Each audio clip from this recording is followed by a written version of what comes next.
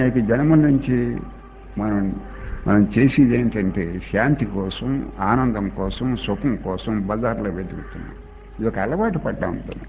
బజార్లో మీకు 1000 కోట్లు ఉంటే మీరు శాంతిని కొనుక్కోలేరు. వస్తువులు కొనుక్కోవచ్చు, భోగాలు కొనుక్కోవచ్చు.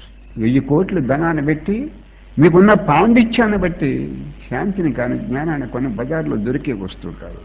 ఎవరైనా రమణ మహర్షి గారిని అంటూ ఉండరు, మీరు చాలా పైకి వెళ్ళారని. మీరు అక్కడే పొరపాటు పడుతున్నారు. నేను ఎప్పుడు పైకి వెళ్ళలేదు, లోపలికి వెళ్ళానని చెప్పుకోడు. శాంతి పైన లేదు, లోపల ఉంది. భగవంతుడు చెప్పాడు, నేను అందరి హృదయాల్లో అంతర్యామిగా ఉన్నానని చెప్పాడు.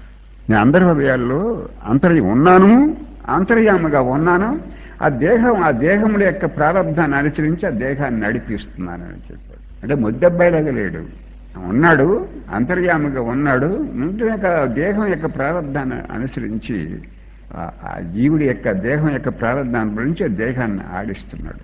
అదే జరగవలసింది, జరిగే తీరునని చెప్పటం. అది భగవంతుడికి ప్రతిదీ సాధ్యమే. భగవంతుడికి ప్రతిదీ సాధ్యమే. మన బిహేవియర్ కనుక, మన ఇన్నర్ లైఫ్ని చూసి, లైఫ్లో భగవంతుడు చూసేది బాహ్య జీవితం కంటే ఇన్నర్ లైఫ్ ఎక్కువ చూస్తాడు, అంతర్గతమైన జీవితం ఎక్కువ చూస్తాడు.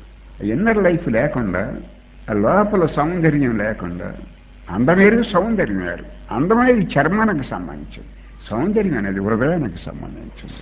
హృదయగతమైన సౌందర్యం లేకుండా భగవంతుడు ఎవరిని అనుగ్రహించడు. ఉన్నాడు, లోపలే ఉన్నాడు, వాడిని అనుగ్రహించడు.